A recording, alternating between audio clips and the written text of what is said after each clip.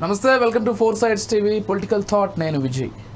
మొత్తంగా తెలంగాణ క్యాబినెట్ విస్తరణకు సంబంధించి రేపు ఉగాది రోజే కొత్త మంత్రుల పేర్లు కూడా పూర్తిగా బయటకు వచ్చే అవకాశం ఉంది. అవసరమైతే ఆ రోజే ప్రమాణ స్వీకారం చేయిస్తారనేటువంటి చర్చ కూడా లేకపోలేదు. అయితే ఎవరెవరికి మంత్రి పదవులు ఇస్తారనేటువంటి ఈ నేపథ్యంలో ఎస్సీ సామాజిక వర్గానికి సంబంధించి మాదిగలకు అన్యాయం జరుగుతోందనేటువంటి ఒక చర్చ రాష్ట్ర వ్యాప్తంగా జరుగుతోంది. మాదిగలు తమ గళాన్ని వినిపించే ప్రయత్నం కూడా చేస్తున్నారు. ఎందుకంటే ఇటు ఎస్సీల్లో ఎక్కువగా మాలలకే ఇస్తున్నారు, మాకు ఏ పదవి కూడా ఇవ్వట్లేదు అనేటువంటి ఆవేదన వాళ్ళు వ్యక్తం చేస్తున్నారు. అసలు నిజంగానే వాళ్ళకి అన్యాయం జరుగుతోందా, అంటే ఎస్సీల్లో అసలు వాళ్ళ శాతం ఎంత ఉంది, ఈ మొత్తం అంశాలకు సంబంధించి ఈరోజు చర్చ జరగబోతోంది. మనతో పాటు సిద్ధంగా ఉన్నారు మా స్పెషల్ కరెస్పాండెంట్ ప్రసన్న గారు, వారితో పాటు ఆగం చంద్రశేఖర్ గారు, పిడమర్తి రవి గారు, గజ్జల కాంతం గారు కూడా యాడ్ అవుతారు. ముందుగా ఒకసారి మా ప్రసన్న గారితో మాట్లాడదాం. ప్రసన్న గారు, గుడ్ ఈవినింగ్ అండి. గుడ్ ఈవినింగ్ సార్, నేను అన్నట్లుగా మంత్రివర్గ విస్తరణకు సంబంధించి ఒక నిర్ణయం తీసుకోబోతున్నారు. నాకు తెలిసి 6 ఖాళీలు ఉన్నాయి, 4, 5 ఈసారి ఫిలప్ చేసేలా కనిపిస్తున్నారు. ఒకటి అలా పెడతారేమో అత్యవసరం టైంలో ఎవరికైనా ఇవ్వడానికి బుజ్జగించే ప్రయత్నాల్లో భాగంగా. కమింగ్ టు సామాజిక వర్గాల నేపథ్యంలో మాదిగలకు అన్యాయం జరుగుతోందనేటువంటి ఒక చర్చ విపరీతంగా జరుగుతోంది. ఆ సామాజిక వర్గం వాళ్ళు ఎక్కువగా దీన్ని ప్రస్తావిస్తున్నారు. అవసరమైతే మా గళం వినిపిస్తాం గట్టిగా అని కూడా చెప్తున్నారు.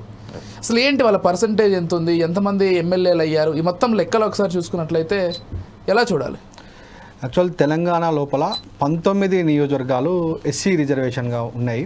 ఆ 19 లోపల కాంగ్రెస్ పార్టీ నుంచి ఇప్పుడు ప్రెసిడెంట్గా మొత్తం 13 మంది కాంగ్రెస్ పార్టీ నుంచి గెలవడం జరిగింది. ఇంకో 2 బీఆర్ఎస్ నుంచి ఎస్సీ ఎమ్మెల్యేలు చేరడం జరిగింది. అంటే ఈ లెక్కన చూసుకుంటే కనుక 9 మంది మాల సామాజిక వర్గం చెందినటువంటి ఎమ్మెల్యేలు కాంగ్రెస్ పార్టీలో ఉన్నారు. సో 6 అంటే మాదిగ ఉపకులానికి చెందినటువంటి ఎమ్మెల్యేలు 6 ఇప్పుడు ఎమ్మెల్యేలుగా కాంగ్రెస్ పార్టీలో ఉన్నారు. అయితే ఇప్పుడు కాంగ్రెస్ పార్టీ లోపల మాల సామాజిక వర్గం నుంచి ఉన్నటువంటి ఎమ్మెల్యేలలో డిప్యూటీ సీఎం బట్టి విక్రమార్క గారు, అదేవిధంగా స్పీకర్ గడ్డం ప్రసాద్, 2 మాల సామాజిక వర్గం నుంచి ఉన్నారు. మాదిగ సామాజిక వర్గం నుంచి చూస్తే కనుక ఎవరైతే దామోదర్ రాజనరసింహ వైద్య శాఖ మంత్రి ఉన్నాడో తను మంత్రిగా ఉన్నాడు. సో ఇది ఇక్కడ ఏమవుతుందంటే కాంగ్రెస్ పార్టీ ఏదైతే ఎస్సీ రిజర్వేషన్లు ఇచ్చిందో ఎస్సీ రిజర్వేషన్ లోపల 17% రిజర్వేషన్లు వాళ్ళు ఇవ్వాలని చెప్పేసి అంటూ ఉన్నారు. అయితే దీంట్లో మెజారిటీ వచ్చేసి మాదిగలకు ఏదైతే రిజర్వేషన్ ఇచ్చారో, మరి కాంగ్రెస్ పార్టీ అయితే మాదిగలకు రిజర్వేషన్ ఇచ్చినప్పుడు మాదిగలకు ఉన్నటువంటి ఎమ్మెల్యేలో కూడా వారికి ఆ శాతం ప్రకారంగా కాంగ్రెస్ పార్టీ ఇస్తున్న శాతం ప్రకారంగా అత్యధికంగా మాదిగలకు మంత్రి పదవులు ఇవ్వాలి. కానీ ఇక్కడ చూసుకుంటే కనుక ఎమ్మెల్యేలుగా అవకాశాలు ఎక్కువ మాల సామాజిక వర్గానికే ఇచ్చారు. అదేవిధంగా మంత్రి పదవుల్లో కూడా మాదిగలకే. ఇప్పుడు నెక్స్ట్ వచ్చేటువంటి మంత్రివర్గ విస్తరణ లోపల కూడా V6 వివేక్ వెంకటస్వామి, గడ్డం వెంకటస్వామి వారి తనయుడు చెన్నూరు ఎమ్మెల్యే గడ్డం వివేక్ ఎమ్మెల్యేగా ఉన్నటువంటి చెన్నూరు నియోజకవర్గం నుంచి తనకు మంత్రి పదవి వస్తుందని చెప్పేసి చాలా ప్రచారం జరుగుతూ ఉన్నది. ఈ లెక్కన చూసుకుంటే మాల సామాజిక వర్గం చెందినటువంటి ఎమ్మెల్యేలు 3 మంత్రులుగా ఉంటే మాదిగలకు ఒక్కరే ఉంటారు. అదేవిధంగా చైర్మన్లు కూడా చూసుకుంటే ఒకే ఒక్క ఎస్సీ మాదిగకు చెందినటువంటి ప్రీతంకి చైర్మన్ చేయడం జరిగింది. మా చైర్మన్లో కూడా మాదిగలకు ఎస్సీలకు అన్యాయం జరుగుతూ ఉన్నది. మరి కాంగ్రెస్ పార్టీ ఏదైతే రిజర్వేషన్లు చెప్తా ఉన్నదో ఆ రిజర్వేషన్లను ఖచ్చితంగా అమలు చేసి తీరాలని చెప్పేసి మాదిగ సామాజిక వర్గం చెందినటువంటి ఎమ్మెల్యేలు కానీ మాదిగ సామాజిక చెందినటువంటి నాయకులు కోరుతూ ఉన్నారు. అయితే ఇక మనం చూసుకుంటే కనుక పెద్దపల్లి నియోజకవర్గాన్ని చూసుకుంటే వెంకటస్వామి, కాకా వెంకటస్వామి అని చెప్పేసి ఆయన నియోజకవర్గం చెప్పంటే మాల సామాజిక వర్గం చెందినటువంటి నాయకుడు ఎంపీగా ఉన్నాడు, కేంద్ర మంత్రిగా ఉన్నాడు, కాంగ్రెస్ CWC మెంబర్గా ఉన్నాడు. అయితే ఈసారి జరిగినటువంటి ఎమ్మెల్యే ఎన్నికల లోపల వారి తనయులు 2 కూడా బెల్లంపల్లి నుంచి గడ్డం వినోద్, చెన్నూరు నుంచి గడ్డం వివేక్ 2 ఎమ్మెల్యేలుగా ఉన్నారు. అయితే వివేక్ ఏదైతే కాంగ్రెస్ పార్టీ లోపల ఎమ్మెల్యేగా చేరిన తర్వాత తన కొడుకు తన వారసుడిని పెద్దపల్లి ఎంపీగా అరంగేట్రం చేయడం జరిగింది, గెలిపించుకోవడం జరిగింది. అంటే ఈ లెక్కను చూసుకుంటే కనుక మాలా సామాజిక వర్గంకి కాంగ్రెస్ పార్టీ పెద్దపీట వేస్తున్నట్లు కనిపిస్తూ ఉంది. ముఖ్యంగా అదే పెద్దపల్లి నియోజకవర్గాన్ని చూసుకుంటే కనుక ఊట్ల వరప్రసాద్ అని చెప్పేసి మాదిగ సామాజిక వర్గానికి చెందినటువంటి నాయకుడు కాంగ్రెస్ పార్టీని పట్టుకొని వాళ్ళ తరతరాలు కాంగ్రెస్ పార్టీలోనే వారు సేవ చేస్తూ ఉన్నారు. అటువంటి వ్యక్తికి తీవ్ర అన్యాయం చేస్తూ తనకు ఎంపీ టికెట్ ఆశించినా తనకు ఇవ్వకుండా తనకు అన్యాయం చేస్తూ మాదిగ సామాజిక వర్గానికి చెందినటువంటి ఊట్ల వరప్రసాద్కి అన్యాయం చేస్తూ మాల సామాజిక వర్గానికి చెందినటువంటి గడ్డం వంశీకృష్ణకు ఎంపీ టికెట్ జరిగింది. అంటే కాంగ్రెస్ పార్టీ ఏదైతే ఒక్క కుటుంబానికి ఒక్కటే టికెట్ అని చెప్పేసి వారు తీర్మానం చేశారో కాంగ్రెస్ పార్టీ అధిష్టానం, మరి ఆ తీర్మానాన్ని తుంగలో తొక్కుతూ ఒకటే కుటుంబానికి చెందినటువంటి గడ్డం వివేక్, గడ్డం వినోద్, గడ్డం వంశీకృష్ణ, అదే వాళ్ళ చుట్టమైనటువంటి దగ్గర రిలేషన్ అయిన గడ్డం ప్రసాద్. అంటే ఒకే కుటుంబం నుంచి నలుగురు రాజకీయాల్లో ఉన్నారు, నలుగురు కూడా కాంగ్రెస్ పార్టీలో ఉన్నారు, ఒకరు స్పీకర్గా ఉన్నారు, ఇంకొకరు మంత్రి కాబోతూ ఉన్నారు. మరి ఈ లెక్కన చూసుకుంటే కనుక కాంగ్రెస్ పార్టీకి మాల సామాజిక వర్గానికి చెందినటువంటి నాయకులకే అన్నీ చేస్తూ ఉన్నారు, మాదిగ సామాజిక వర్గానికి చెందిన నాయకులకి అన్యాయం చేస్తూ ఉన్నారు. అయితే చూసుకుంటే కనుక ప్రజా సంఘాల జేఏసీ చైర్మన్ గజల కాంతమన్న కానీ తనకు ఎమ్మెల్యే టికెట్ ఇవ్వలేదు, ఆశించాడు. అదేవిధంగా మాజీ SC corporation chairman Pidamarthi Ravi తనకు కూడా అన్యాయం చేశారు, తనకు ఎమ్మెల్యే టికెట్ ఇవ్వలేదు.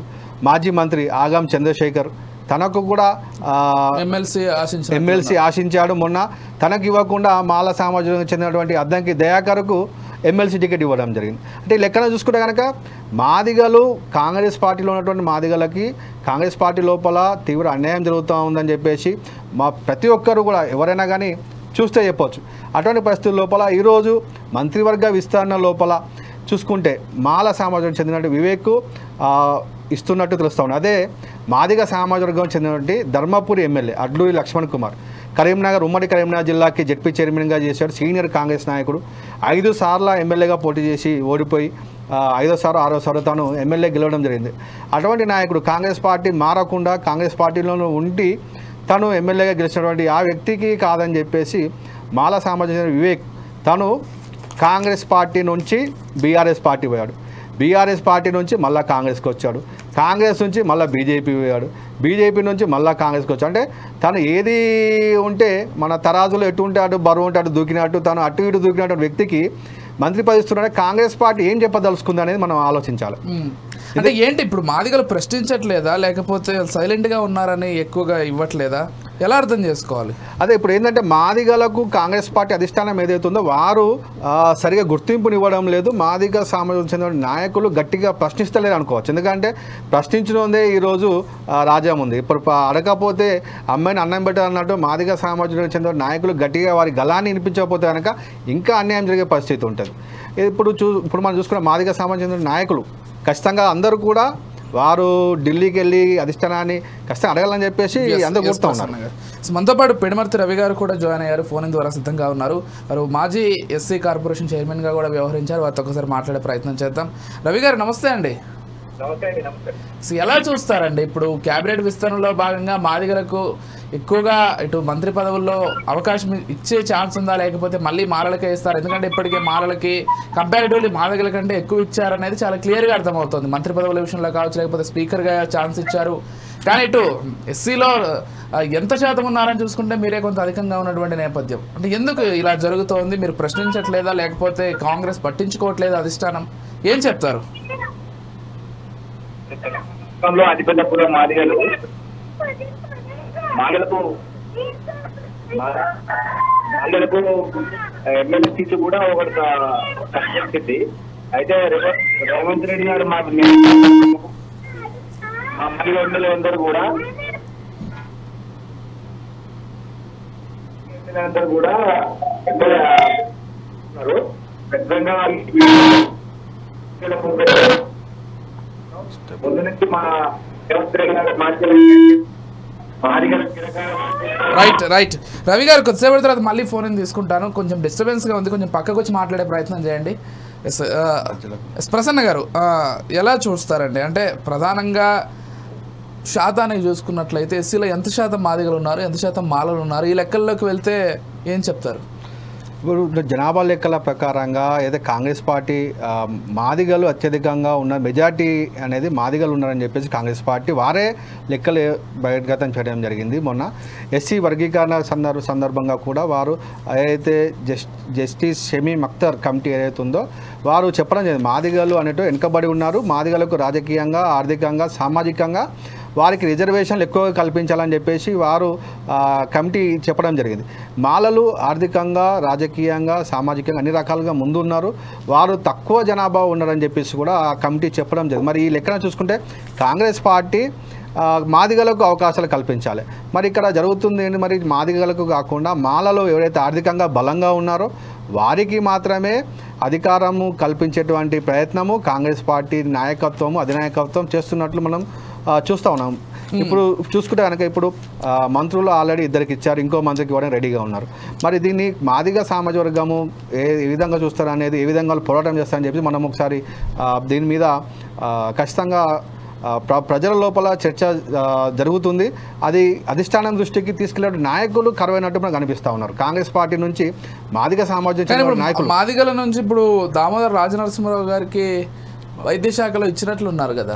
తను ఇంతకుముందు డిప్యూటీ సీఎం చేశారు, అంతకన్నా పెద్దది ఇవ్వాల్సింది. అంటే డిప్యూటీ సీఎం చేసిన వ్యక్తికి ఇంకా తనకు తక్కువ డిమోషన్ చేసి వైద్య శాఖ మంత్రి ఇచ్చినట్టు మనం చెప్పుకోవచ్చు. తనకు ఇస్తే కనుక హోమ్ మినిస్టర్ ఇచ్చినా లేకపోతే ఇంకేమైనా పెద్ద పదవి ఇస్తే దానికి న్యాయం చేసినట్టు అయ్యేది. కానీ అది కాకుండా తను డిప్యూటీ సీఎం చేసిన వ్యక్తిని తీసుకొచ్చి వైద్య శాఖ మంత్రి ఇవ్వడం అంటే తనకు డిమోషన్ ఇచ్చినట్టే మనం కాంగ్రెస్ పార్టీలో చెప్పుకోవచ్చు. రైట్.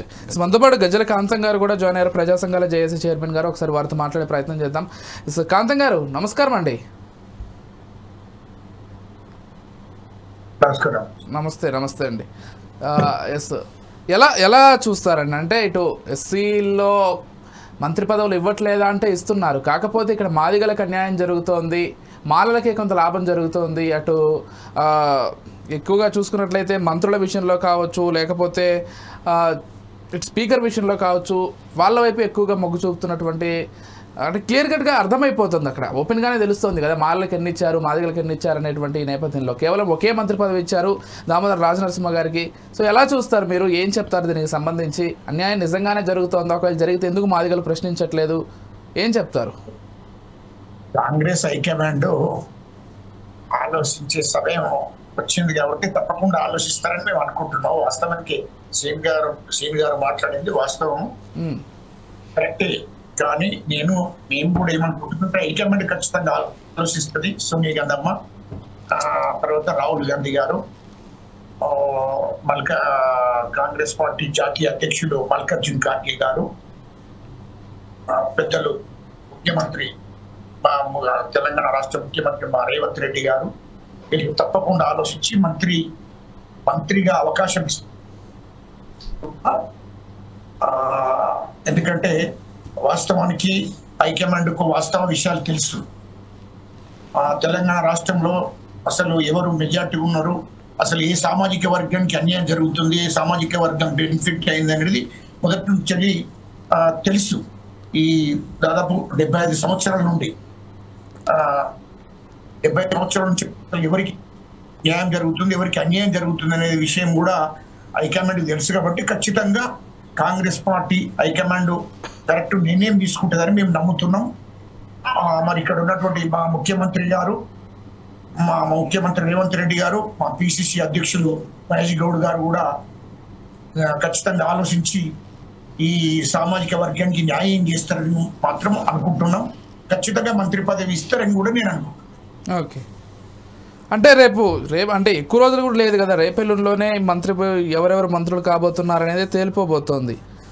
ఫిక్స్ చేసి ఉంటారా మాదిగల నుంచి వీళ్ళు మంత్రిగా అని? ఎందుకంటే కాంగ్రెస్ పార్టీలో ఎంత చర్చ జరిగినా 1 గంట అవసరం అనుకుంటే గంట లోపల నిర్ణయం తీసుకుంటారు.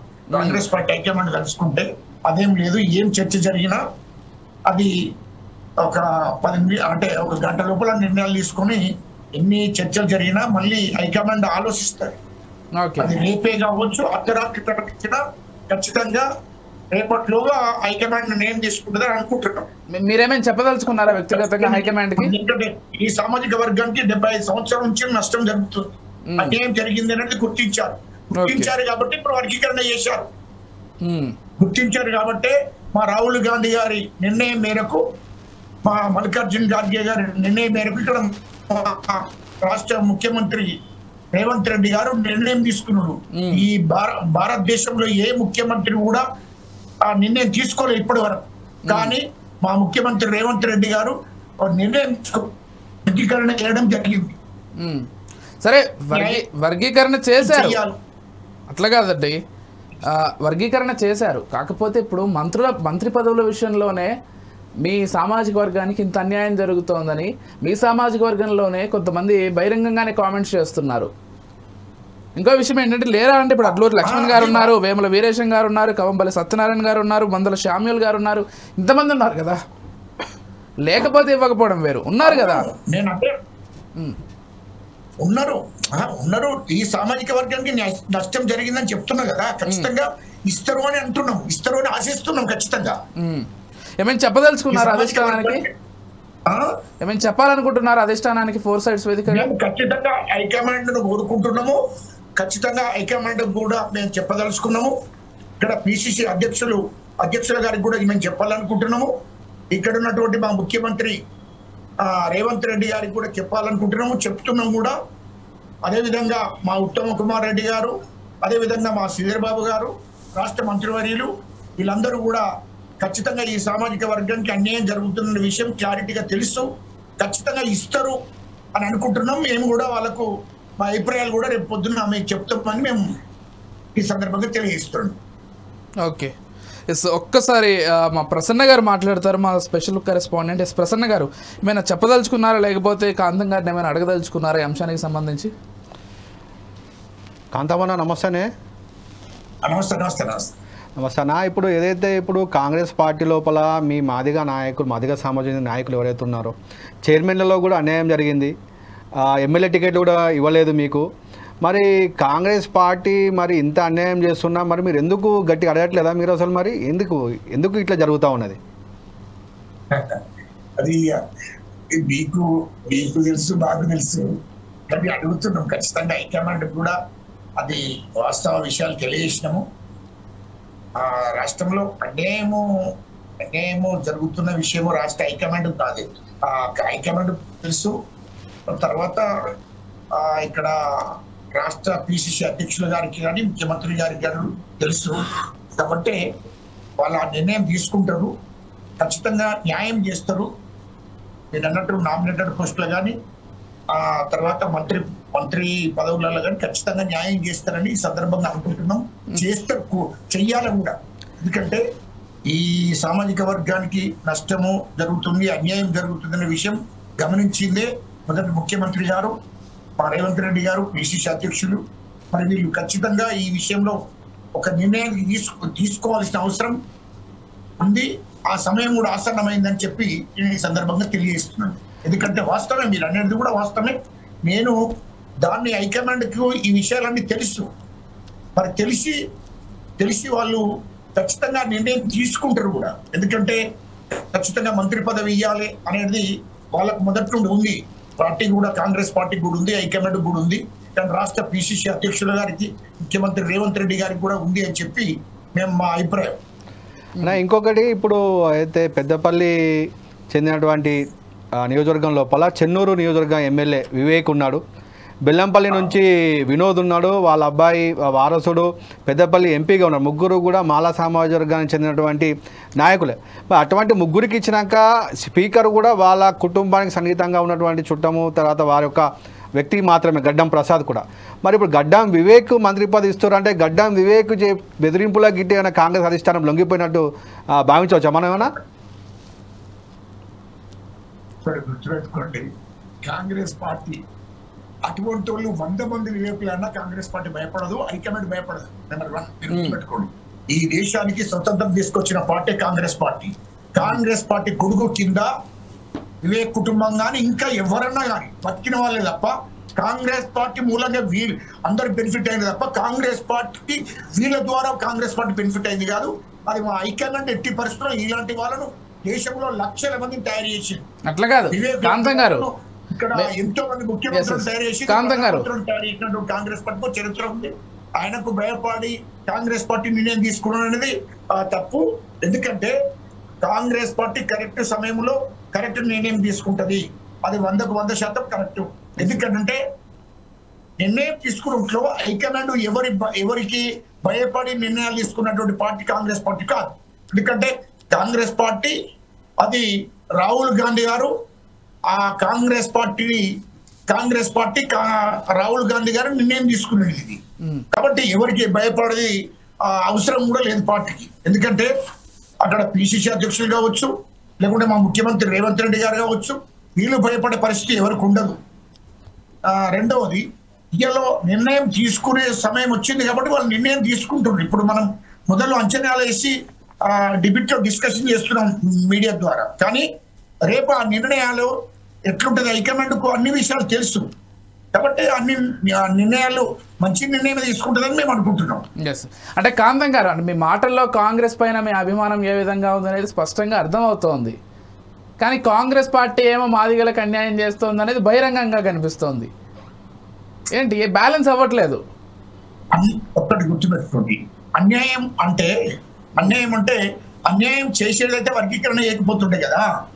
పోనీ వర్గీకరణ పూర్తి సంతృప్తితో ఉన్నారా 9%? మీరు అది చెప్పండి, మీరు వ్యక్తిగతంగా చెప్పండి.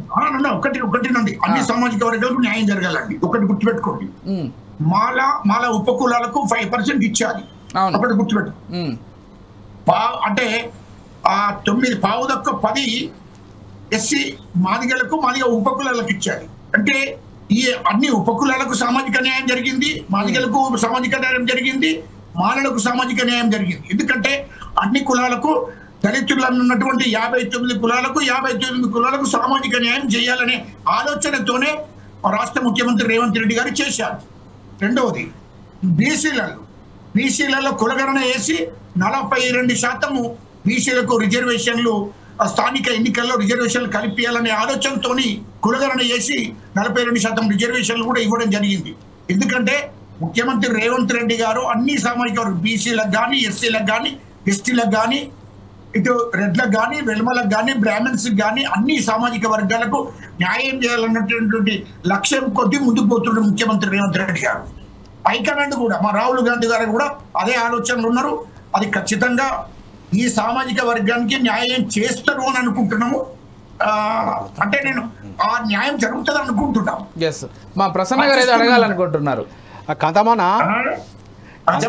ఇప్పుడు వివేక్ వెంకటస్వామి ఎవరైతే ఉన్నాడో ఇంతకుముందు కాంగ్రెస్ పార్టీలో ఉండే, కాంగ్రెస్ నుంచి బీఆర్ఎస్ పోయిండు, బీఆర్ఎస్ నుంచి మళ్ళీ కాంగ్రెస్కి వచ్చిండు, కాంగ్రెస్ నుంచి మళ్ళీ బీఆర్ఎస్ వేయండు, బీఆర్ఎస్ నుంచి బీజేపీ వేయండు, బీజేపీ నుంచి కాంగ్రెస్కి వచ్చిండు.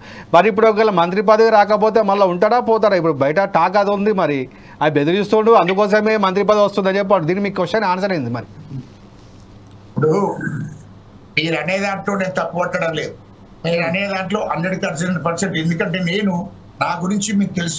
ఎందుకంటే నేను చిన్న వయసులో తెలంగాణ ఉద్యమాన్ని, తెలంగాణ పోరాటం చేసిందని రాష్ట్రంలో అందరికీ తెలుసు. ధర్మంగా న్యాయంగా మాట్లాడుతుంటా. నాకు ఇలాంటి మోసాలు చేసేటువంటి కార్యక్రమం నాకు తెలియదు. ఎందుకంటే ఆయన బీజేపీకి పోయిన విషయం మీకు తెలిసే, టీఆర్ఎస్ పోయిన విషయం తెలిసే, అది కాంగ్రెస్ పార్టీ హైకమాండ్ తెలుసు, ముఖ్యమంత్రి రేవంత్ రెడ్డి గారికి తెలుసు. ఆయన టీఆర్ఎస్కి పోయిండు, బీజేపీకి పోయిండు, మళ్ళీ తిరిగి తెచ్చిండు. రేపు మీరు అన్నట్టు మరి అది ఇవ్వకపోతే మరి ఎటుపోతాడు అనేది ఆయన విజ్ఞతకే వదిలేస్తుండగా తప్ప అది హైకమాండ్ చూసుకుంటుంది. ఎందుకంటే ఆ స్థాయి నాది కాదు, అది నేను మాట్లాడే పరిస్థితి కూడా కాదు. కాబట్టి అది హైకమాండ్ చూసుకుంటుంది, మా ముఖ్యమంత్రి రేవంత్ రెడ్డి గారు చూసుకుంటారు. ఎందుకంటే ఏ తల్లి అయితే అన్నం పెడుతుందో ఆ తల్లి దగ్గర ఉండాలనే ఆలోచన ఉండాలి. ఎందుకంటే కాంగ్రెస్ పార్టీ ఆయనకు తల్లి లాంటిది. అలాంటి కన్న తల్లిని వదిలేసి కన్న తల్లిని వెన్నుపోటు పొడిచి బయటికి వెళ్ళినటువంటి చరిత్ర ఉన్నదనే విషయం తెలంగాణ ప్రజలందరికీ కూడా తెలుసు. అయితే ఇప్పుడు కూడా ఏ తల్లి ఏ కన్న తల్లి అవుతుందో ఆ కన్న తల్లిని మర్చిన వాడు ఎవడు కూడా చరిత్రలో చరిత్రహీనుడవుతాడు తప్ప అది కాదు. ఎందుకంటే డబ్బు అనేది ఇవాళ ఆయనకు ఇవాళ 1000 కోట్లు ఉండొచ్చు, రేపు పొద్దుగల నాకు 100 కోట్లు 1000 కోట్లు రావచ్చు, ఇంకా వేరే ఏదైనా కావచ్చు. కానీ నమ్ముకున్న సిద్ధాంతాన్ని మరవకూడదు అంటున్నా, నమ్ముకున్న పార్టీని వెన్నుపట్టుకోవద్దు అంటున్నా, నమ్ముకున్నటువంటి లక్ష్యాన్ని మోసం చేయొద్దు అని నా లక్ష్యం. కాంతం గారు ఒక్కసారి చేతి అండి, కొంచెం మీ ఫేస్ క్లియర్ గా కనిపించట్లేదు, దానిపైన చేయబెట్టలేట్లున్నారు. ఒక విషయం అండి సూటిగా, సరే 2-3 రోజుల్లోనే తేలిపోబోతోంది మరి మంత్రులు ఎవరెవరు కాబోతున్నారు ఏంటనేది. సరే ఇప్పుడు ఇంత నమ్మకంగా చెప్తున్నారు మాదిగలకు న్యాయం జరుగుతుంది, 1 గంటలోనే నిర్ణయాలు తీసుకునేటువంటి పార్టీ అధిష్టానం ఖచ్చితంగా ఆ విధంగా నిర్ణయాలు తీసుకోగలుగుతుంది కాంగ్రెస్లో అని చెప్తున్నారు. ఇవ్వకపోతే పరిస్థితి ఏంటి? మీరు ఏ పోరాటం చేయబోతున్నారు? అంటే ఇప్పుడు మిమ్మల్ని వ్యతిరేకించి మరి పార్టీని నేను చెప్పను, కానీ మీ సామాజిక వర్గం తరపున మీ గళం ఏ విధంగా వినిపించబోతున్నారు ఇవ్వకపోతే? రేపు మళ్ళీ చర్చ పెడతారు కదా, మంత్రి పదవులు డిసైడ్ అయినాక మీరు చర్చ పెడతారు కదా, అప్పుడు మాట్లాడదాం. ఇవ్వకపోతే అంటే మీరు మీ మీడియా వాళ్ళు ఏం చేస్తున్నారంటే ఇవ్వకపోతే ఏం చేస్తున్నాం అంటే అది నిర్ణయం ఇవ్వకపోయినప్పుడు మీరు మాట్లాడండి, మీరు చర్చ పెట్టండి, మళ్ళీ డిబేట్ మీరు ఇస్తారు కదా. ఇప్పుడు 24 గంటలు ఛానల్స్ మీయే కదా, 24 గంటలు దాని మీద డిస్కషన్ చేస్తారు కదా. రేపు జరగబోయేది ఇవ్వకపోతే ఏంటి అని నేను ఇవ్వకపోతే ఏంటని నిర్ణయం తీసుకునేటువంటి పరిస్థితి కాదు కదా. ఎందుకంటే నేను హైకమాండ్ ఆ నాయకత్వాన్ని నమ్ముకొని ఉన్నవాడిని. ఎందుకంటే హైకమాండ్ ఏదైతే చెప్తుందో అది చేయవలసిన అవసరం నాకు ఉంది. దాన్ని అమలు చేయాలి. హైకమాండ్ ఏ నిర్ణయం చేస్తూ ఆ నిర్ణయం నేను కట్టుబడి ఉండాలి. మా ముఖ్యమంత్రి రేవంత్ రెడ్డి గారు ఏ నిర్ణయం తీసుకుంటే ఆ నిర్ణయం నేను కట్టుబడి ఉండాలి కంపల్సరీ. ఎందుకంటే నేను పార్టీని నమ్మిన వాడిని, సిద్ధాంతాన్ని నమ్మిన వాడిని, కాబట్టి ఖచ్చితంగా అదే ఆలోచనలో నేను ఉన్నా కాబట్టి ఆ నిర్ణయానికి కట్టుబడి ఉంటాను. రెండో, అట్లానే ఈ సామాజిక వర్గానికి అన్యాయం జరిగితే ఊరుకుంటాను అనేది కాదు, అది కూడా ప్రశ్నిస్తాం. ఎందుకు చేయలేదు, ఎందుకు ఇవ్వలేదు, ఎందుకు రేపు పొద్దుగాల అన్ని సామాజిక వర్గాలకు న్యాయం చేయాలనే లక్ష్యంతో ముందుకు పోతున్న పార్టీ కాబట్టి అన్ని సామాజిక వర్గాలకు న్యాయం చేయాలని ఖచ్చితంగా అడుగుతాం. అదేం లేదు. ఎందుకంటే రేపటి ఒప్చి పట్టాలి కదా. అది రేపు పొద్దుగాల మా నిర్ణయం తీసుకునేది వాళ్ళు కదా. ఆ నిర్ణయం ఏం నిర్ణయం తీసుకుంటారో చూడాలి కదా. చూడకుండా ఇప్పుడే నిర్ణయం తీసుకోకపోతే ఏం చేస్తామని ఇప్పుడే నేను ఇప్పుడే ప్రకటించడం కాబట్టి రేపే మాట్లాడాలి మళ్ళీ. ఓకే అన్న, ఇప్పుడు ఇంకొకటి, మీకు ఎమ్మెల్యే టికెట్లు అప్పుడు అన్యాయం జరిగినప్పుడు మీరు ఏసీ సర్వీస్కి వెళ్ళి మీరు పిడమర్తి రవి, వరప్రసాద్ అందరూ ఏసీ సర్వీస్ ముందు ధర్నా చేయడం జరిగింది. మరి అప్పుడు కూడా మీకు అన్యాయం జరిగింది. మరి అప్పుడు మరి చైర్మన్లు హామీ ఇచ్చారా? మరి చైర్మన్లు కూడా ఇంకా ఏం మీకు ఎవరికి కూడా రాలేదు కదా? హామీ ఇచ్చారు, ముఖ్యమంత్రి గారు ఇస్తారు అనేది. మా ముఖ్యమంత్రి రేవంత్ రెడ్డి గారు, మా శ్రీధర్ బాబు గారు, మంత్రివర్యులు, మా ఉత్తమ్ కుమార్ రెడ్డి గారు వాళ్ళు హామీ ఇచ్చారు. అది కంపల్సరీ వాళ్ళు చేస్తారని ఆశిస్తున్నాం. అప్పుడు మీరు అన్నది కూడా వాస్తవమే. అప్పుడు పిలుచుకొని హైకమాండ్ కూడా చెప్పారు. తర్వాత మా ముఖ్యమంత్రి రేవంత్ రెడ్డి గారు, మా శ్రీధర్ బాబు గారు కూడా కూర్చుండబెట్టి చెప్పారు, ఖచ్చితంగా న్యాయం జరుగుతుంది, ఖచ్చితంగా మంచి పోర్ట్ఫోలియో, మంచి పోస్ట్ ఇస్తాము అని చెప్పడం జరిగింది. దానికి పార్టీ చెప్పిన విధంగా మేము విన్నాం. పార్టీ చెప్పిన విధంగా ఎన్నికల ప్రచారం చేశాం. పార్టీ చెప్పిన విధంగా ఎంపీలను మేము పోయిన పార్లమెంట్లు అన్ని కూడా ఎంపీలు గెలిచినాయి. ఆ విధంగా మేము పనిచేయడం జరిగింది. ఎంపీలను గెలిపించడం కూడా జరిగింది. ఓకే ప్రసన్న గారు, ఒక్కసారి అంటే ఏ నియోజకవర్గాల నుంచి ఎస్సీలు ఎవరెవరు ఉన్నారో ఒక్కసారి ఏమైనా మీ దగ్గర తెలిసి లిస్ట్ ఉంటే చెప్పగలరా? ఓకే, ముందుగా చూసుకుంటే కనుక బెల్లంపల్లి నుంచి గడ్డం వినోద్ ఎస్సీ మాలా ఉన్నాడు. అదేవిధంగా చెన్నూరు నుంచి గడ్డం వివేక్ వెంకటస్వామి ఎస్సీ మాలా. అదేవిధంగా జుక్కలు ఎస్సీ తోట లక్ష్మీకాంతారావు. తర్వాత ధర్మపురి నుంచి అడ్డూరి లక్ష్మణ్ కుమార్ ఎస్సీ మాదిగా ఉన్నాడు. అదేవిధంగా చొప్పదండి నుంచి మేడిపల్లి సత్యం మాల కాంగ్రెస్ పార్టీ. మానకొండూరు నుంచి కవంపల్లి సత్యనారాయణ మాదిగా కాంగ్రెస్ పార్టీ నుంచి ఉన్నారు.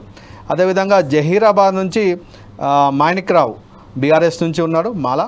అదేవిధంగా ఆందోళన నుంచి దామోదర రాజనరసింహ మాదిగా కాంగ్రెస్ పార్టీ నుంచి.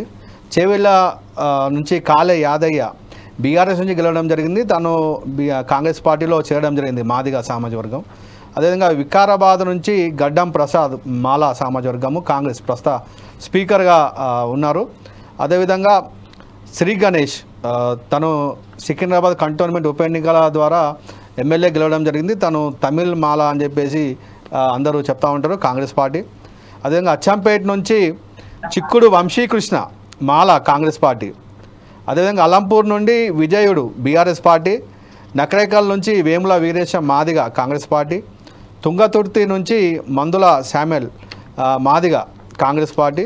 అదేవిధంగా స్టేషన్ గన్పూర్ కడియం శ్రీహరి మాదిగా ఉపకులంగా చెప్తారు, బీఆర్ఎస్ నుంచి గెలిచాడు, కాంగ్రెస్ పార్టీలో చేరడం జరిగింది. అదేవిధంగా వర్ధన్నపేట నుంచి కేఆర్ నాగరాజు మాలా కాంగ్రెస్ పార్టీ. అదేవిధంగా మదిర నుంచి బట్టి విక్రమార్క డిప్యూటీ సీఎంగా ఉన్నారు, మాలా సామాజిక వర్గానికి చెందినటువంటి బట్టి విక్రమార్క డిప్యూటీ సీఎంగా ఉండడం జరిగింది. అదేవిధంగా సత్తుపల్లి నుంచి మట్ట రాగమయ్యి మాలా కాంగ్రెస్ పార్టీ నుంచి. అయితే ఎంపీల విషయానికి వస్తే పెద్దపల్లి నుంచి గడ్డం వంశీకృష్ణ మాల వివేక్ వెంకటస్వామి తనయుడు వారసుడు. వరంగల్ నుంచి కడియం కావ్య కడియం శ్రీహరి వాళ్ళ కూతురు. అదేవిధంగా నాగరకల్ నుంచి మల్లు రవి బట్టి విక్రమార్క గారి సోదరుడు. అంటే చూసుకుంటే ఎంపీలు ముగ్గురు కూడా రాజకీయంగా వారి కుటుంబానికి చెందిన వారే ఉన్నారు. దాంట్లో 2 మాల, 1 మాదిగా ఉపకులం. ఎమ్మెల్యేలు చూసుకుంటే కనుక కాంగ్రెస్ పార్టీలో ఇప్పుడు చూసుకుంటే 9 మంది కాంగ్రెస్ పార్టీలో మాలా సామాజిక చెందినటువంటి ఎమ్మెల్యేలు ఉన్నారు. సో మాదిగకు 6 ఉన్నారు. అంటే ఇక్కడ కూడా ఏంటంటే కాంగ్రెస్ పార్టీలో మాలా డామినేషనే ఎక్కువ ఉంది అని మనం చెప్పవచ్చు. ఏమంటారు అన్న గజ్జలకాంతం అన్న, అవునా కాదా? మాలా సామాజిక వర్గానికి చెందిన ఎంపీలు 2, ఎమ్మెల్యే ఉపకులానికి చెందిన మాదిగా ఉపకులం చెందినటువంటి ఒకరున్నారు. అదేవిధంగా ఎమ్మెల్యేలు చూసుకుంటారు కాంగ్రెస్ పార్టీలో 9 మంది మాల ఎమ్మెల్యేలు ఉన్నారు. సో 6 మాదిగ సామాజిక చెందినవారు. సో దీంట్లో కూడా అన్యాయమే అని చెప్పొచ్చు కదా మనం మాదిగ సామాజిక వర్గానికి. నీకు అర్థమవుతుంది కదా, నన్ను ఎందుకు అడుగుతున్నావు? నీకు తెలియదు, అది చదువుతున్నావు, నువ్వు తీసుకుని అడుగుతున్నావు, అది నీకు అర్థమైంది కదా, నువ్వు చెప్తున్నావు. ఆల్రెడీ మాకు పూర్తిగా అర్థమైంది కాబట్టి డిబేట్ నిర్వహించాం, మీకు అర్థం కావాలని.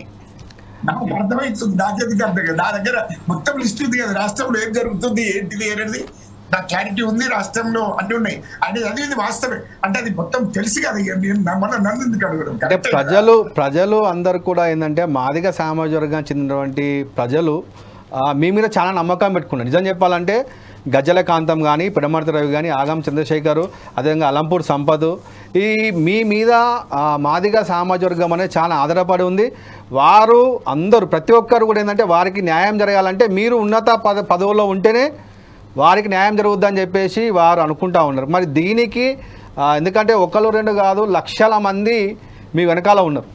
వారి గురించే ఇదంతా కూడా డిబేట్ చేయడం కూడా ఏంది అంటే వారి గురించి ప్రజలు, మీరు అధికారంలో ఉంటే వారికి న్యాయం చేయగలుగుతారు, మీరు అధికారంలో ఉంటే వారికి సంబంధించి ఏమైనా స్కీములు కానీ లేకపోతే ప్రజలకు సంబంధించి ఏమైనా తీసుకొస్తారని చెప్పేసి వారి ఆలోచన ఉంది. దానికోసమే ఈ డిబేట్ ముఖ్యంగా. ఏమంటారు? వాస్తవమే మనకు, అంటే వాస్తవమే, ప్రజలు ఆలోచించేది కూడా వాస్తవమే. ఖచ్చితంగా నమ్మకాలు ఉన్నాయి ప్రజలకు, వీళ్ళైతేనే కరెక్ట్ అనేది ఆ నమ్మకం ఉంది. ఎందుకంటే ప్రజలకు వీళ్ళకి వస్తే ప్రజలకు న్యాయం జరుగుతుంది, అన్ని సామాజిక వర్గాలకు న్యాయం జరుగుతుంది, దట్ మళ్ళీ ఈ సామాజిక వర్గానికి ప్రత్యేకంగా న్యాయం జరుగుతుంది అనేది వాస్తవమైనది. దాంట్లో సందేహం లేదు, అది 100% కరెక్ట్, దాన్ని నేను సమర్థిస్తున్నాను. అదే అన్న, ఇప్పుడు కాంగ్రెస్ పార్టీ లోపల ఉన్నటువంటి మీ అందరూ కూడా గట్టిగా అడిగి మీరు మీ పదవులను సాధించుకోకపోతే కాంగ్రెస్ పార్టీ మీ వెంట ఉన్నటువంటి ఎస్సీ మాదిగా చెందినటువంటి జనాభా ఓటర్లందరూ కూడా బీజేపీ వైపు పోయేటువంటి ప్రమాదం ఉన్నది కదా. మందకృష్ణ మాదిగా 100% అవుట్ రైట్ బీజేపీకి సపోర్ట్ చేస్తూ ఉన్నాడు. బీజేపీ ఇది పద్మశ్రీ కూడా ఇవ్వడం జరిగింది. అటువంటిప్పుడు ఈ ఓటు బ్యాంక్ అనేది మీరు ఎస్సీ రిజర్వేషన్లు వర్గీకరణ చేసిరో దాని లాభం పొందకుండా అయిపోతుంది కదా కాంగ్రెస్ పార్టీ. దీన్ని ఏమంటారు? ఖచ్చితంగా నిర్ణయం తీసుకుంటే ఖచ్చితంగా కాంగ్రెస్ హైకమాండ్ కూడా ఒత్తిడి చేస్తాము, హైకమాండ్ అడుగుతాము. ఎందుకంటే ఏదైనా కొంత మేరకు ఉంటుంది, అది 100% పార్టీలో ఉండి పార్టీకి హైకమాండ్ ను కోరుతాము, హైకమాండ్ ను ఒత్తిడి తీసుకొస్తాము, హైకమాండ్ ను ఖచ్చితంగా అడిగే పరిస్థితి సమయం కూడా వచ్చింది. హైకమాండ్ అడుగుతాము, మా ముఖ్యమంత్రి రేవంత్ రెడ్డి గారిని కూడా అడుగుతాము, మా పిసిసి అధ్యక్షులను అడుగుతాము, మా శ్రీధర్ బాబు గారిని కూడా అడుగుతాం. ఖచ్చితంగా ఒత్తిడి తీసుకొస్తాం, 100% అది న్యాయం జరిగే విధంగా చూడాలని చెప్తాం, జరుగుతుందని పూర్తి విశ్వాసం. అంటే కాంతం గారు, మీకు పార్టీ పైన ఎంత అభిమానం ఉందో మీ మాటల్లో కనిపిస్తోంది. కాకపోతే మీ సామాజిక వర్గానికి కూడా మీరు అంతే నమ్మకంగా ఉండాల్సినటువంటి రోజు ఇది. ఎందుకంటే మిమ్మల్ని నమ్ముకొని ఈరోజు చాలామంది పార్టీతో పాటు ఉన్నారు, మీతో పాటు ఉన్నారు. ఈ నమ్మకం సడలిపోతే ఇతర పార్టీల వైపు చూసేటువంటి అవకాశం ఉంది. మీకు వ్యక్తిగతంగా నష్టం, మీ సామాజిక వర్గానికి నష్టం. మా మీద ప్రజలకు కానీ నేను పుట్టినటువంటి సామాజిక వర్గానికి కానీ ఆ నమ్మకం ఉంది, ఆ నమ్మక అట్లనే ఉంటది. ఖచ్చితంగా అది నెరవేర్చాలని కూడా మేము హైకమాండ్ అడుగుతాం. వాస్తవం ఇలాంటిది కూడా వాస్తవమే, దాన్ని మేము సమర్థిస్తున్నాం. 100% కరెక్ట్. నేను హైకమాండ్ అడుగుతాం, రేపు మాకు రాష్ట్ర హైకమాండ్ కూడా అడుగుతాము. ఖచ్చితంగా ఆ పద్ధతిలోనే ఒత్తిడి తీసుకొచ్చి ఆ పోస్టులు ఖచ్చితంగా ఇవ్వాల్సిందే మాకు అని చెప్పి కూడా చెప్తాం. ఎందుకంటే ఆ ప్రజల అభిప్రాయంతో ఉన్నారు, మీకు అందరికి తెలిసిన విషయమే. ఆ ప్రజలు మా మీద ఆ నమ్మకం ఉంది. వీళ్ళు నాయకత్వం వహిస్తే, వీళ్ళకి ఆ పోస్టులు వస్తే, వీళ్ళు ఆ పదవులలో ఉంటే మాకు అందరికీ న్యాయం జరుగుతుందనే వాళ్ళ ఆలోచన ఉంది. కాబట్టి దాన్ని అమలు చేసే విధంగా హైకమాండ్ కూడా కోరుతాం. అన్న, ఇప్పుడు చూసుకుంటే ధర్మపురి ఎమ్మెల్యే అడ్డూరి లక్ష్మణ్ కుమార్ 30-35 ఏళ్ల నుంచి కాంగ్రెస్ పార్టీలో ఉన్నారు. తను బండి ఎక్కిన క్షణం నుంచి కూడా తను కాంగ్రెస్ పార్టీ యువ నాయకుడు, ఎన్ఎస్యుఏ నుంచి, యూత్ కాంగ్రెస్ నుంచి జెడ్పీటీసీ అయ్యి, జెడ్పీ చైర్మన్ అయ్యి 4-5 సార్లు ఎమ్మెల్యేగా ఓడిపోయి ఎమ్మెల్యే అయ్యాడు. అదేవిధంగా కవంపల్లి సత్యనారాయణ కూడా పార్టీ కష్టకాలంలో పార్టీ ఎంబడి ఉన్నటువంటి వీరికి మంత్రి పదవులు ఇవ్వాలని చెప్పేసి ప్రజలందరూ కోరుతూ ఉన్నారు. మరి అందరు కలిసి ఢిల్లీకి పోయే ఆలోచన ఏమైనా ఉందా? మరి మీరందరూ కూడా అంటే అందరము పోయే ఆలోచన ఉంది. రేపు చూస్తాం హైకమాండ్ మరి ఏం చేస్తారు. ఇంకా పిలుస్తారంటే ఖచ్చితంగా పోతాము. హైకమాండ్ ఏ నిర్ణయం తీసుకుంటుందో ఆ నిర్ణయం అంటే ఏం తీసుకుంటది అనేది ఇంకా తెలియలేదు. అది రాత్రి వరకు తెలిసినా లేకుంటే రేపు తెలిసినా, రేపు అంటే రేపు అయితే రేపు కాదు, ఎట్లా 3 తారీఖు 4 తారీఖు వరకు నిర్ణయాలు ఉంటాయని మాకు అంటే పార్టీ నుండి ఇన్ఫర్మేషన్ ఉంది. ఆ లోపల మేము ఖచ్చితంగా ఢిల్లీకి పోయే ఆలోచన కూడా చేస్తున్నాము. మరి ఎట్లా అనేది మేము ఆలోచించినాక ఈ 2 రోజులలో నిర్ణయం తీసుకుంటాం. ఎక్కడ డెసిషన్ ఎక్కడ రాష్ట్రంలో జరుగుతుందా లేకపోతే అంత ఢిల్లీలోనే డెసిషన్? ఢిల్లీ హైకమాండ్ ఢిల్లీ కాబట్టి ఢిల్లీ నిర్ణయం తీసుకుంటాం అంతే, ఢిల్లీలోనే డెసిషన్. అంటే ఇంకో మాట ఏంటంటే ఇక్కడ ఉన్నటువంటి స్థానిక మంత్రులు కావచ్చు, వాళ్ళు చెప్పిందే అక్కడ ఫైనలైజ్ చేస్తారనేటువంటి చర్చ కూడా లేకపోలేదు కాదంటారా? అట్లేం ఉండదు. మా ముఖ్యమంత్రి గారు పిసిసి అధ్యక్షులు మా శ్రీధరబాబు గారు, ఉత్తమ్ కుమార్ రెడ్డి గారు వీళ్ళు నిర్ణయం తీసుకుంటారు. కానీ ఏ నిర్ణయం తీసుకున్న సంగతి కూడా మళ్ళీ హైకమాండ్కి చెప్పాల్సిందే కదా. హైకమాండ్ ప్లస్ వీళ్ళు కలిసి నిర్ణయం తీసుకొని అది ప్రకటిస్తారు. కానీ అందులో బట్టి గారి నిర్ణయం కూడా ఉంటుందిగా. బట్టి గారు అదే బట్టి గారు డిప్యూటీ సీఎం కదా, కాబట్టి వీళ్ళు నిర్ణయం తీసుకుంటారు అంటున్నా. బట్టి గారిది కూడా కీలకమే కదా. ఓకే అన్న, మీరు గల్లీలో కాదు ఢిల్లీలో కొట్లాడుతూ ఉంటారు ఇక, అంతే కదా? గల్లీలో కాదు ఢిల్లీలో కొట్లాడుతూ ఉంటారు. అదొకటి కాంతం గారికి అర్థమైంది. బట్టి గారి పేరు ప్రత్యేకంగా ఎందుకు తీసుకున్నానో అర్థమై ఉంటుంది. రైట్ ఎస్ చెప్పండి. మొత్తంగా ఢిల్లీలో అంటమాట మీ కొట్లాట, ఇంకేదైనా ఉంటే అంతే.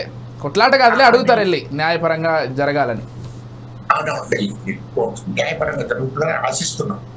ఓకే ఎస్, థ్యాంక్ యూ అండి జాయిన్ అయినందుకు. ఎస్, ప్రసన్న గారితో కంటిన్యూ చేద్దాం. ప్రసన్న గారు, సో ఎలా చూడాలంటే వారు చెప్తున్నట్లుగా మాదిగలకి ఇచ్చేటువంటి అవకాశం ఎంతవరకు ఉంది? ఇప్పుడు ఉన్నటువంటి రాజకీయ సమీకరణాలు చూసుకుంటే మళ్ళీ మాలలకి వచ్చే అవకాశం ఉందనేది మీరు కూడా చెప్తున్నారు. ఏంటి ఆ సమీకరణాలు ఏంటి? వాళ్ళకు రాకపోవడానికి గల కారణాలు ఏమై ఉండొచ్చు? ఒకవేళ రాకపోతే వాళ్ళ పోరాటం ఏ విధంగా ఉండే అవకాశం ఉంది, ఏం చెప్తారు? ముఖ్యంగా చూసుకుంటే కనుక తెలంగాణలో ఉన్నటువంటి మాదిగ సమాజం చెందిన ఎమ్మెల్యేలు ఆర్థికంగా చూసుకుంటే మాలల కన్నా చాలా తక్కువ ఉన్నారని చెప్పవచ్చు. సో ఇప్పుడు చూసుకుంటే వివేక్ వెంకటస్వామికి మంత్రి పదవి వస్తుంది అని చెప్పేసి బయట ఒక ప్రాపగాండా నడుస్తూ ఉంది. దానికి ముఖ్య కారణం మాత్రం తన వెనక మీడియా సంస్థ ఉండడము ఒకటి, అదేవిధంగా తను ఆర్థికంగా చాలా పెద్ద స్థాయిలో ఉన్నాడు తను. అది ముఖ్యంగా అది ఖచ్చితంగా కూడా కాంగ్రెస్ పార్టీలో అవుతుంది. ఎస్ కాంతం గారు దయచేసి ఎగ్జిట్ అయ్యే ప్రయత్నం చేయండి. మీరు కంటిన్యూ చేయండి ప్రసన్న గారు. ఎస్, ఏదైతే ఇప్పుడు కాంగ్రెస్ పార్టీలో మంత్రి పదవులు ఉన్నాయో దాంట్లో మాలలకు ప్రిఫరెన్స్ అనేది ఉంది. వారు కాంగ్రెస్ పార్టీ అధినాయకత్వం కానీ చెప్పేది మాలలకు మేము అన్యాయం చేయట్లేదు, మాదిగలకు మేము ప్రిఫరెన్స్ ఇస్తామంటున్నారు. కానీ ఆన్ గ్రౌండ్కి వచ్చేసరికి మాత్రము చేతలు ఒక విధంగా ఉన్నాయి, తర్వాత అక్కడ మాటలు ఒక విధంగా ఉన్నట్టు మనం గమనించవచ్చు. ఇప్పుడు మాదిగలను చూసుకుంటే మాదిగ ఎమ్మెల్యేలు తక్కువగా ఉన్నారు, వారికి ఇచ్చేటువంటి మంత్రి పదవులు తక్కువగా ఉన్నాయి. మాలలు వారు ఆర్థికంగా ఉన్నప్పుడు వారు ఒకటే కుటుంబానికి అవకాశాలు ఇస్తున్నట్టు మనం చూడవచ్చు. ముగ్గురికి అన్నట్టే కదా. ఇప్పుడు ఒకే కుటుంబం 2 ఎమ్మెల్యేలు 1 ఎంపీ, ఇప్పుడు వారి సోదరుడు గడ్డం ప్రసాద్ స్పీకర్గా ఉన్నాడు ఆల్రెడీ. సో చూసుకుంటే కనుక మాలలలో కూడా ఒకటే కుటుంబానికి అవకాశం పోతూ ఉన్నది, వేరే వారికి అవకాశం ఇవ్వకుండా ఒకరికే పోతున్నట్టు చూడవచ్చు. అదే అడ్డు లక్ష్మణ్ కుమార్ చూసుకుంటే చాలా పర్సనల్గా కూడా నాకు తెలుసు. అడ్డు లక్ష్మణ్ కుమార్ చాలా కష్టజీవి, కార్యకర్త స్థాయి నుంచి ఎమ్మెల్యేగా ఎదిగాడు. మాదిగ సమాజ వర్గము కాబట్టి తనకు మంత్రి పదవి రాలేదు అని చెప్పేసి కూడా స్థానికంగా అక్కడ చర్చించుకుంటూ ఉన్నారు. అదే ఒకవేళ మాలా సమాజ వర్గం కనుక అయి ఉంటే కనుక వచ్చేది కావచ్చు అని చెప్పేసి ప్రజలు అంటూ ఉన్నారు. ఇది చూసుకుంటే కాంగ్రెస్ పార్టీ మాత్రం ఖచ్చితంగా ఆలోచన చేయాలి. మాదిగ సమాజ వర్గం మొత్తం కూడా ఎన్నికల్లో కాంగ్రెస్ పార్టీ వెంబడి ఉండే, ఓటు బ్యాంకు మొత్తం కూడా కాంగ్రెస్ పార్టీ పడ్డది మాదిగది. మరి ఇప్పుడు చూసుకుంటే మరి వారికి ఎమ్మెల్యేలు కానీ తర్వాత చైర్మన్లు కానీ మంత్రి పదవులు కానీ మాదిగలకు కొంచెం అన్యాయం జరుగుతున్నట్టు ఖచ్చితంగా మనము చెప్పవచ్చు విజయ్. రైట్, ఓకే ప్రసన్న గారు, థ్యాంక్ యూ అండి. మొత్తంగా ఈ అంశానికి సంబంధించి మీ వర్షనే కాకుండా అటు కాంతం గారి వర్షన్ కూడా పూర్తిగా విన్నాం. చూద్దాం మరి, ఎందుకంటే ఇంకా 1-2 రోజుల్లోనే మంత్రి పదవులు ఎవరికి ఇవ్వబోతున్నారు, ఏంటి, ఏ సామాజిక వర్గాలకు ఎంత మేరకు న్యాయం జరగబోతోంది, ఉన్నటువంటి 6 ఖాళీలని భర్తీ చేస్తారా లేకపోతే 4 భర్తీ చేసి 2 ఏమైనా అటు పెడతారా? ఎందుకంటే సమీప భవిష్యత్తులో ఎటువంటి రాజకీయ సమీకరణాలు ఎటువంటి రాజకీయ పరిస్థితులు ఉంటాయో తెలియదు కాబట్టి మొత్తం 6 ఫిల్ చేసేటువంటి అవకాశం అయితే డెఫినెట్గా లేదు. మరి మాదిగలకు ఇస్తారా లేదా అనేటువంటి చర్చ మాత్రం ఖచ్చితంగా ఇటు తెలంగాణ మాదిగల సమాజంలో కూడా గట్టిగా వినిపిస్తుంది. ఎందుకంటే మాకు ఖచ్చితంగా న్యాయం జరగాలి, ఎందుకంటే ఇటు ఎస్సీకి సంబంధించి కేటగరైజ్ చేసినప్పుడు 9% ఇచ్చారు. కాకపోతే మరి పార్టీలో అంతర్గతంగా మంత్రి పదవుల విషయంకి వచ్చేసరికి ఎందుకు న్యాయం చేయలేకపోతున్నారు అనేటువంటి ప్రశ్న డెఫినెట్గా వినిపిస్తుంది. చూద్దాం మరి ఏమవబోతోందో ఏంటో అనేది గమనిద్దాం. 2-3 రోజుల తర్వాత మళ్ళీ దీనికి సంబంధించి ఒకసారి డిబేట్ నిర్వహిద్దాం. ఇస్తే పరిస్థితులు ఏ విధంగా ఉంటాయి, ఇవ్వకపోతే పరిస్థితులు ఏ విధంగా ఉంటాయి అనేది. ఇదే వాళ్ళ political thought. Keep watching 4 Sides TV.